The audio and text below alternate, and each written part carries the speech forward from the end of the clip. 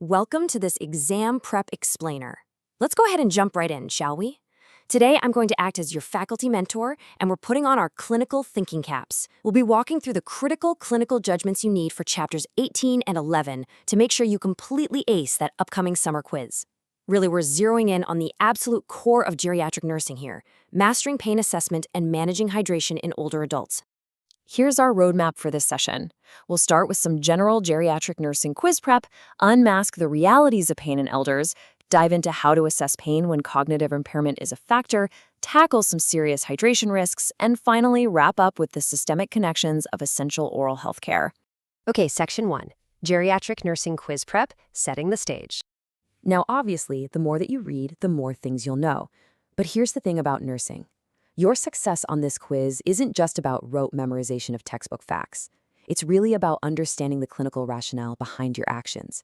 You have to be able to recognize those subtle cues in real-world scenarios and know exactly why you're intervening. Moving right along to Section 2. Unmasking Pain in Elders, Myths versus Reality. Let's clear something up right out of the gate. There are some incredibly dangerous misconceptions out there when it comes to geriatric care and pain. You've probably heard the myths, like the idea that older patients somehow experience less pain, or that confused elders don't feel pain at all, or worse, that they're just complaining for attention. Absolutely false. The reality is that many older adults have substantial pain that gets mismanaged. It's often heavily overtreated with the wrong medications, or much more commonly, it goes completely untreated because they just can't communicate it effectively. We really have to drop the assumption that if an older patient is walking, talking, and their vitals are normal, they aren't hurting. All right, quiz alert, you're definitely going to see questions exactly like this.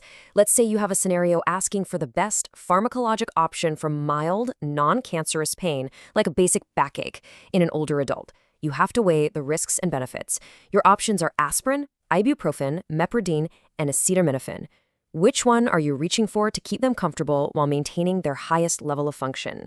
If you picked acetaminophen, you are right on the money. It's all about balancing those risks and benefits with a holistic approach. Acetaminophen provides that necessary comfort for mild, temporary pain, but without the severe side effects you'd get from strong opioids like mepridine. Plus, it avoids the nasty gastrointestinal bleeding risks that come with certain NSAIDs in older populations. Now, you always want to check for a reversible cause first, but when you do reach for a med for mild pain, acetaminophen is your safest bet. Section 3. Pain with cognitive impairment, assessing the unspoken. This is an absolutely critical focus area. We have to understand how conditions like dementia or delirium completely flip our standard assessment baselines upside down. A person with advanced dementia literally cannot communicate their pain using standard words.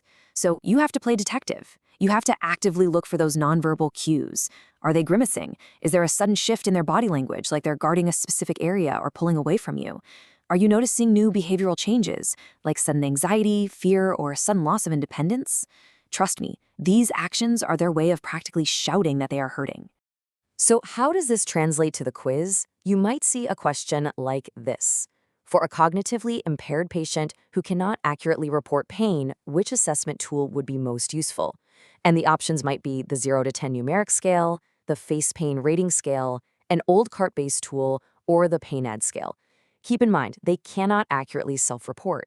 You're going to want to select the PAIN-AD scale, the Pain Assessment in Advanced Dementia scale. This is a brilliant, evidence-based tool that systematically scores 5 specific items from 0 to 2. It looks at breathing independent of vocalization, negative vocalization like groaning, facial expressions like grimacing, body language like pacing or rigid fists, and consolability.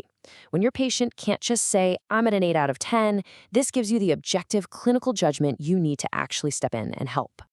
Moving to Section 4, Managing Hydration Risks, Fluid Balance. Let's shift our clinical focus over to Chapter 11 and talk about the incredibly complex issue of hydration.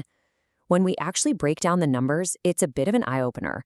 While 40% of patients with hydration problems can drink, a massive 37% physically can't, and 20% simply won't. That is a huge problem, especially since so many older adults are already drinking less than 1 liter of fluid a day. Sure, their daily needs can usually be met if they're functionally independent, but throw in factors like dysphagia, physical deficits, or delirium, and their intake drops to dangerous levels. Time for another explicit quiz scenario to practice that clinical judgment. You're caring for a long-term care resident who's been having diarrhea. Which specific findings should make you suspect they are dehydrated? Is it a heart rate of 48 beats per minute, a blood pressure of 170/90, hyperactive bowel sounds, or a urine output of 100 milliliters over 4 hours? The answer you're looking for is 100. Specifically, a decreased urine output of just 100 milliliters over a 4-hour period. You see, older folks just don't have the same physical reserve, and dehydration can make existing medical problems spiral fast. That low urine output, which usually shows up alongside dark urine, dry mucous membranes, and maybe a rapid pulse or sunken eyes, that is your absolute, undeniably huge red flag for dehydration. So what are your nursing actions here?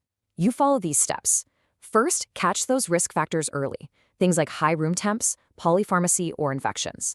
Second, if they can drink safely, oral hydration with water is your best first line of defense for mild to moderate dehydration. But if it's severe, you're looking at IV therapy or hypodermolysis. The golden rule: replace 50% of that fluid loss within the first 12 hours. And lastly, you have to watch them like a hawk for overhydration and hyponatremia once you start replacing those fluids. And finally, Section 5, Essential Oral Healthcare Systemic Connections. For our last topic today, we're talking about oral hygiene. It gets neglected way too often, but it is a fundamental need that ties directly into hydration and overall health. Please never treat oral care as just a simple comfort measure. Poor dental hygiene is a massive risk factor for systemic issues.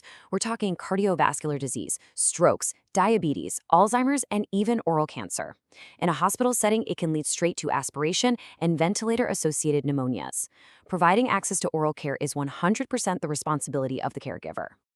Let's test your patient evaluation skills one last time. You just spent time educating an older adult on healthy oral habits. Which statement tells you, uh-oh, I need to teach this again? Is it if they say they'll visit the dentist twice a year? If they keep their dentures in cleaning solution overnight? If they use petroleum jelly for cracked lips? Or if they tell you they'll use toothpaste to clean their dentures? Yep, hit the nail on the head. I will use toothpaste to clean my dentures is the incorrect statement you need to spot. Regular toothpaste is highly abrasive. It's completely inappropriate for dentures. They need specialized, non-abrasive cleaners so they don't scratch and ruin their dental devices. And remember, they need those devices to eat and hydrate properly. Ultimately, getting these basic needs right is what supports your patient's holistic ability to thrive. From using the pain ad scale to catch hidden pain, to knowing that 100 milliliters of urine equals dangerous dehydration, to ensuring proper oral care, all of these clinical judgments are absolutely crucial for maintaining their overall health and good nutrition.